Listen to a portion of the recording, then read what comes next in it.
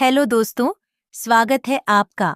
हमारे आध्यात्मिक ज्ञान पर। मेरा नाम काजल है। मैं एक खूबसूरत और एकदम गोरी चिट्टी लड़की थी।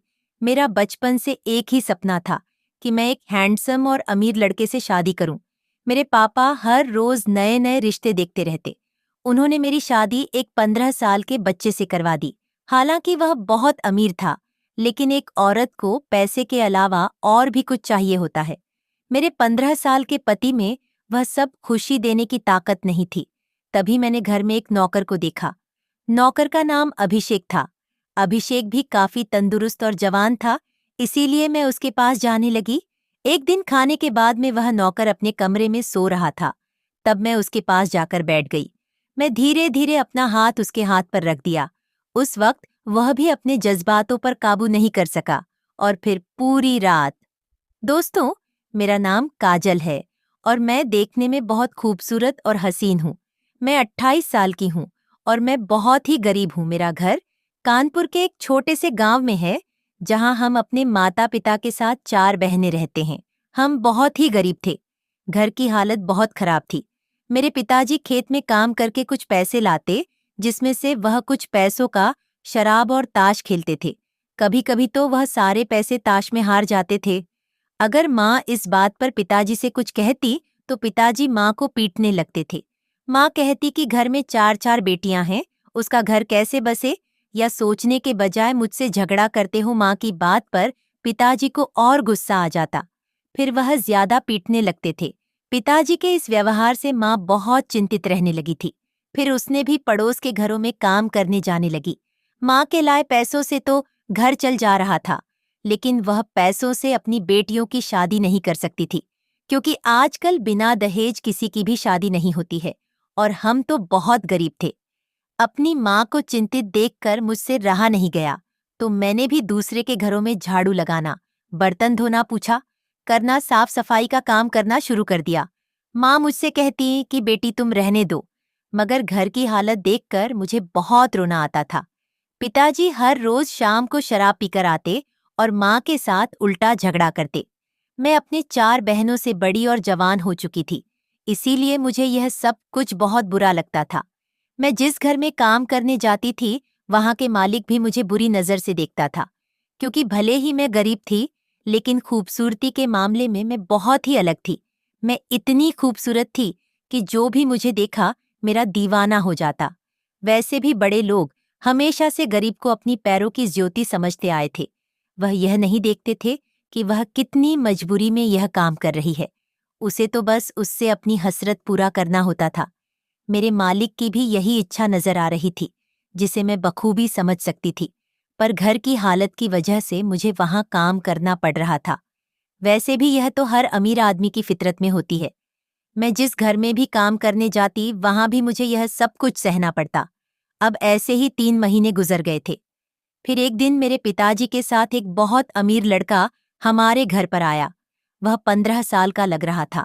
वह मेरे पिताजी से कहने लगा कि मैं तुम्हारी बेटी से शादी करना चाहता हूँ। उसकी बात सुनकर मेरी माँ कहने लगी कि तुम अब भी बच्चे हो और मेरी बेटी 28 साल की, भला मैं अपनी बेटी की शादी तुम्हारे साथ कैसे कर सकती हूँ। वह लड़का कहने लगा कि देखो, इसके बदले में मैं तुमको बहुत सारे पैसे दूंगा, जिससे तुम अपनी बाकी बेटियों की भी शादी आराम से कर सकते हो। उसकी यह बात सुनकर मेरे पिताजी हाँ कर दिए, क्योंकि उनको तो पैसों से मतलब था। वैसे भी वह लड़का पैसे ज्यादा दे रहा था। मेरी शादी एक 15 साल के बच्चे से तय कर दिया गया। मैं यह सब कुछ देखकर परेशान हो गई और रोने लगी। मुझे अंदाजा लग चुका था कि मेरी जिंदगी बर्बाद होने वाली है। मैं सोच रही थी कब वह बच्चा बड़ा होगा और मेरे अरमान को पूरा करेगा, क्योंकि एक स्त्री को वह सब नहीं मिलता तो जीने का कोई मतलब नहीं। माँ भी इस शादी से बिल्कुल भी खुश नहीं थी, लेकिन उस आदमी के दिए पैसे से बाकी मेरी 4 बहनों की भी शादी हो जाती, इसलिए माँ भी इस रिश्ते से मान गई। मेरी माँ जानती थी कि इतनी गरीबी में वह अपने बेटियों का घर नहीं बसा पाएगी। मैंने एक नज़र अपनी बहनों की तरफ देखा तो मुझे लगा कि अगर मुझे अपनी जिंदगी खराब करके बाकी बहनों का घर सकता है, तो मैं अपनी जिंदगी खराब करने को तैयार हूँ। मैं इस शादी के लिए अपनी मंजूरी दे दी। फिर 5 दिन के बाद ही मेरी शादी एक 15 साल के बच्चे से हो गई और मैं अपने ससुराल आ गई। मेरे पति का नाम राज था। वह बहुत ही अमीर था और मेरे अलावा कोई भी नहीं था। मैंने अपने पति से कहा कि आपने इतनी उम्र में मुझसे शादी क्यों की? तब मेरे पति ने बताया कि मुझे बीमारी है और मैं अब बस कुछ ही दिनों का मेहमान हूँ। मेरे आगे पीछे कोई नहीं है ना, मेरे माँ बाप हैं और ना कोई मेरा भाई है। इसीलिए मैं तुमसे एक बच्चा चाहता हूँ, जो सारे पैसे, सारी जमीन जायदाद और इस घर का वारिस बन सके। मेरे पति कहने लगे, मेरे पास पैसों की कोई कमी नहीं है, लेकिन मुझे एक वारिस की जरूरत है जो मेरे संपत्ति को देख रेख कर सके। आज मैंने तुमसे शादी इसलिए की क्योंकि अब इस उम्र में मुझसे कोई भी लड़की शादी करने को तैयार नहीं होती। एक दिन तुम्हारे पिताजी के मुंह से मैंने सुना कि उसकी 4 बेटी हैं, लेकिन वह बहुत गरीब है। वह अपनी बेटियों की शादी नहीं करवा सकता। तभी मेरे मन में यह ख्याल आया कि एक आखिरी बार कोशिश करता हूँ, शायद मुझे औलाद का सुख मिले। और देखो, तुम मेरी पत्नी बनकर मेरे घर आ गई। मेरे पति का घर बहुत बड़ा था। मैं एक छोटे घर से उठकर सीधे बड़े घर में आ गई थी। लेकिन मैं सोच में पड़ गई कि एक 15 साल का बच्चा बाप कैसे बनेगा? क्या उसमें इतनी ताकत है कि मेरी जज्बातों को पूरा कर सके? लेकिन इतनी उम्र के पति मुझसे कैसे प्यार करेंगे? यह सब सोचकर मैं बहुत हैरान थी। मेरे ससुराल में एक नौकर काम करता था। वह अभी 22 साल का खूबसूरत और तंदूर ताकत वाला नौजवान था। अभिषेक को मेरे पति ने रहने के लिए एक रूम दे दिया था, जिसमें वह रात को सोता था और दिन में घर के सारे काम करता था। मेरे पति ने कहा कि चलो मैं तुम्हें पूरा घर दिखा देता हूँ, अब इस घर की मालकिन तुम ही हो। मेरे पति ने मुझे सारा घर दिखा दिया और फिर मुझे अपने कमरे में लेकर चला गया। वह कमरा बहुत ही अच्छा से सजाया गया था। धीरे धीरे समय बिता गया और रात हो गई। रात का खाना मेरे पति ने अपने हाथों से बनाया था। खाने में कई तरह की मिठाइयाँ थीं। खाना मुझे मेरे पति ने अपने साथ से खिलाया था, क्योंकि उस घर में हम 3 लोग के अलावा और कोई नहीं था। लेकिन मेरे पति इतने उम्र के थे कि मुझे उनके सामने बहुत ही शर्म महसूस होती थी। खाना खाने के बाद मैं अपने कमरे में आ गई। मुझे बहुत ही अजीब महसूस हो रहा था, लेकिन मैं अब कर भी क्या सकती थी। कुछ ही देर में मेरे पति भी कमरे में आ गए। वह मुझसे कहने लगे कि देखो, शर्माओ मत, अब तुम मेरी पत्नी हो। भले ही तुम्हारी उम्र अभी बहुत ज्यादा है, लेकिन अब से तुम्हारा इस घर के साथ साथ मुझ पर भी अधिकार है। आज हमारी शादी की पहली रात थी। मैं बिस्तर पर यूं ही बैठी सोच रही थी कि 15 साल का बच्चा क्या कर लेगा। तभी मेरे पति भी मेरे पास आकर बैठ गए। थोड़ी देर के बाद वह मुझसे प्यार करने लगे, लेकिन मैं देख रही थी कि वह इस हालत में नहीं थे, क्योंकि उनकी सांसें फूल रही थीं और वह हाँफ रहे थे। मेरे पति औलाद पाने के लिए अपनी पूरी ताकत का इस्तेमाल कर रहे थे, लेकिन उनमें इतना दम नहीं था कि वह औलाद पैदा कर सके। बहुत कोशिशों के बाद भी उनसे कुछ नहीं हो पाया। फिर आखिर में वह थक कर सो गए। अपने पति का यह हाल देखकर मुझे बहुत हैरानी हो रही थी। मैं सोचने लगी कि अगर इनका ऐसा ही हाल रहा तो यह बाप कभी नहीं बन पाएंगे और ना ही मुझे कभी माँ बनने का सुख प्राप्त होगा। इन सब के अलावा मैं अब भी जवान और खूबसूरत थी, इसलिए मैं भी अपने जवानी का भरपूर आनंद लेना चाहती थी, क्योंकि अगर किसी औरत को शादी के बाद भी वह खुशी अपने से ना मिले जिसका वह हकदार है, तो उसका जीवन किसी मरुस्थल की भांति हो जाता है, जहाँ ना तो पानी होती है और ना ही पेड़ पौधे उग पाते हैं। मैं किसी तरह मन में सब्र रखकर सो गई। फिर जब मेरी आंख खुली तो सुबह हो चुकी थी। मैं बिस्तर से उठकर कमरे के बाहर चली गई। उस वक्त मैंने देखा कि अभिषेक घर में पूछा कर रहा था। वह मुझे देखते ही मुस्कुराने लगा। मैं सोचने लगी, कहीं अभिषेक को मुझसे प्यार तो नहीं हो गया। मैं अपनी नजरें झुकाए बाथरूम में फ्रेश होने के लिए चली गई। कुछ देर के बाद जब मैं बाहर आई, तब भी मैंने देखा कि वह मुझे देखकर मुस्कुराए जा रहा था। मैं उसे नजरअंदाज करके किचन में चली गई और नाश्ता बनाने लगी। नाश्ता बनाने के बाद मैं अपने 15 साल के बच्चे को कहने गई कि नाश्ता तैयार हो गया है। मेरे पति ने कहा कि टेबल पर रखो, हम साथ में वहीं पर नाश्ता करेंगे। थोड़ी देर के बाद मैं अपने कमरे में चली गई। आज रात को फिर मैं अपने पति के साथ कमरे में थी। वह आज भी जी तोड़ कोशिश कर रहे थे, लेकिन वह आज भी नाकाम रहे। फिर मैंने उनसे कहा कि आपको औलाद चाहिए, लेकिन आपसे कुछ हो नहीं पा रहा है, तो आपको वारिस कैसे मिलेगा? वह मेरी बात को सुनकर अपना चेहरा नीचे कर लिए। उन्हें एहसास हो चुका था कि वह इस उम्र में शादी करके गलती किए थे। वह अपने साथ साथ मेरी भी जिंदगी बर्बाद कर दिए थे। वह यह नहीं जानते थे कि इस उम्र में उनसे यह सब कुछ नहीं हो पाएगा। कुछ देर के बाद मैंने एक नज़र अपने पति की तरफ देखा तो वह गहरी नींद में सो चुके थे। मैं जवान थी और मेरे भी कुछ अरमान थे, लेकिन वह सब मेरे लिए अब एक सपना बन गया था। उस वक्त मेरे अंदर जो हव भड़क चुकी थी, उसे मैं चाहकर भी शांत नहीं कर पा रही थी। मुझे अपने किस्मत पर रोना आ रहा था। फिर यूं ही मन को मनाकर करवट बदल बदल कर सो गई। इसी तरह शादी के 6 महीने बीत गए, लेकिन मैं अपने पति से कोई भी सुख नहीं मिला था।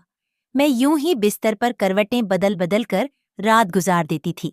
मैं गरीब जरूर थी, लेकिन मेरे अंदर भी वह सारी ख्वाहिशें थीं जो बाकी लड़कियों और औरतों के अंदर होती हैं।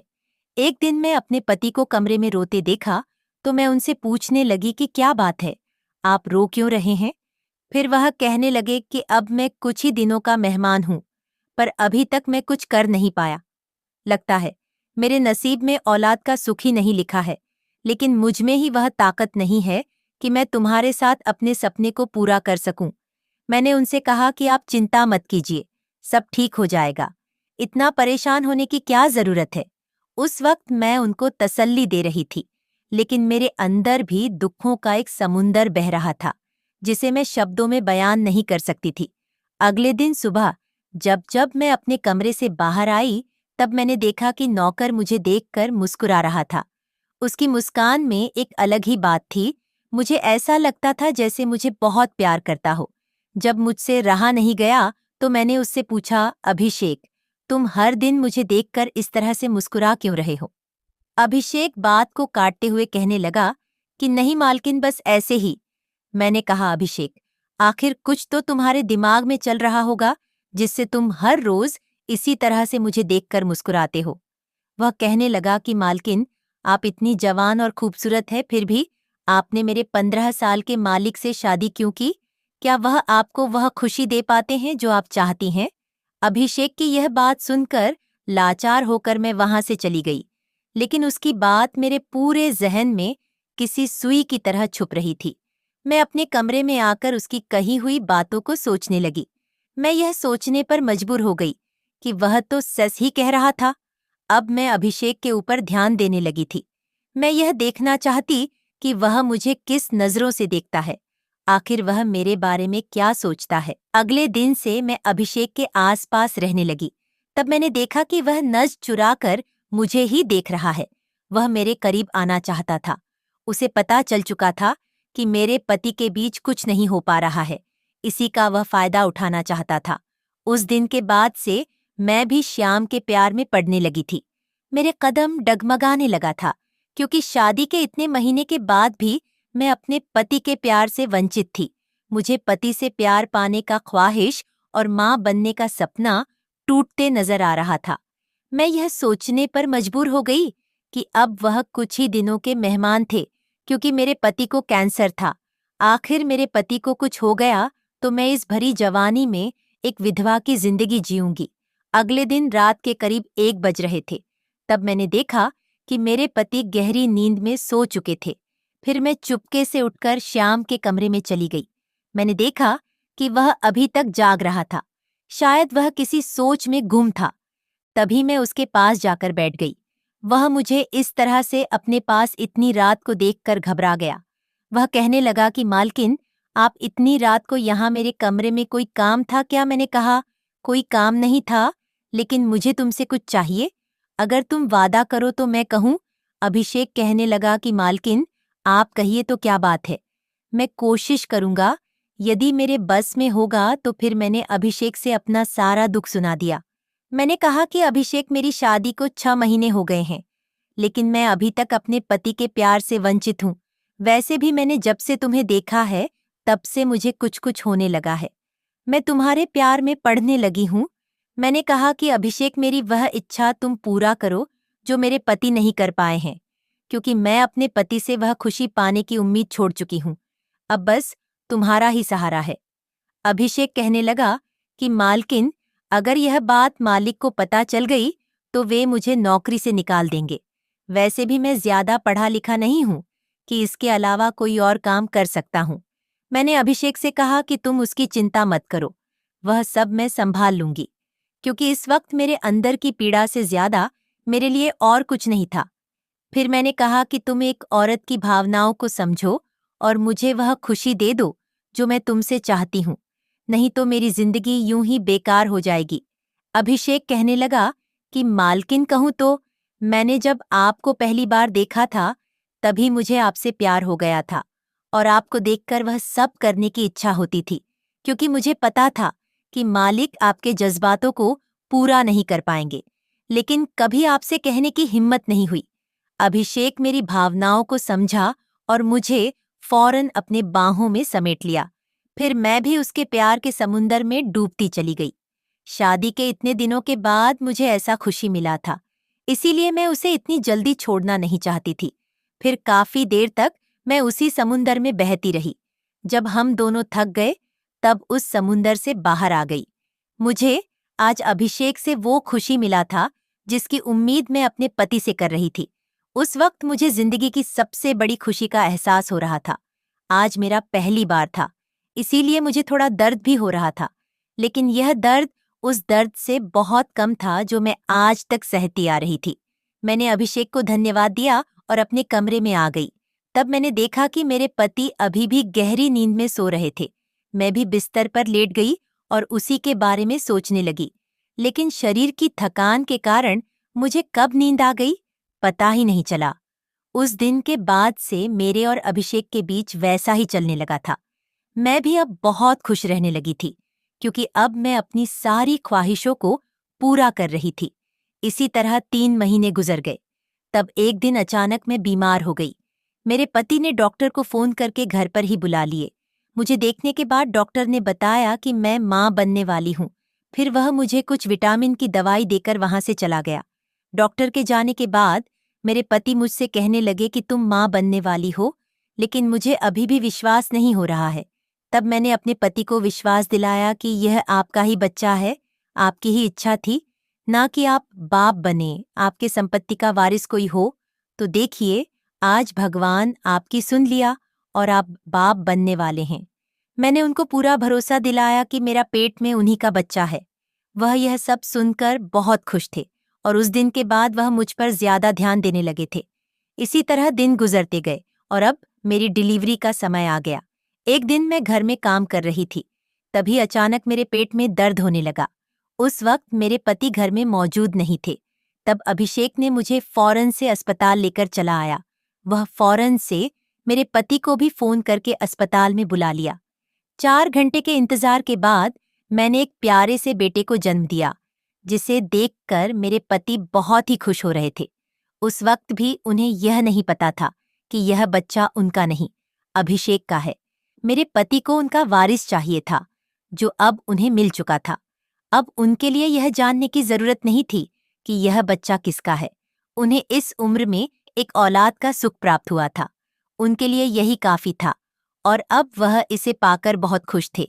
कुछ देर बाद हम अस्पताल से घर आ गए। अभिषेक के चेहरे पर एक अलग ही खुशी थी, क्योंकि वह अब बाप बन चुका था।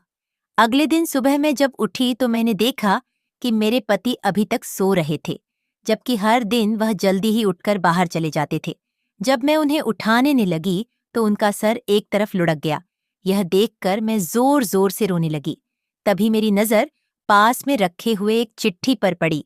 उस चिट्ठी में लिखा हुआ था, काजल, मैं जानता हूं कि यह बच्चा मेरा नहीं है, क्योंकि उस रात जब तुम अभिषेक के कमरे में गई थी तभी मैं समझ गया था कि तुम अभिषेक से अपनी ख्वाहिश को पूरी करने लगी हो। मुझे इस बात से कोई दुख नहीं है कि तुम अभिषेक के साथ वह सब करती हो, क्योंकि गलती तो मेरी थी। जो मैंने इस उम्र में तुमसे शादी किया, मुझे बच्चे की ख्वाहिश थी, इसलिए मैंने शादी किया। मैं अब उस लायक नहीं हूं कि मैं तुम्हें वह खुशी दे सकूं काजल। मैं अपनी सारी जायदाद तुम्हारे नाम कर रहा हूं, ताकि तुम इसे अच्छे से अपने बच्चे के साथ संभाल सको और हो सके तो अभिषेक के साथ अपना घर बसा लेना, ताकि तुम्हें भी किसी सहारे की कमी महसूस ना हो। मैं यह सब पढ़कर फूट फूट कर रोने लगी।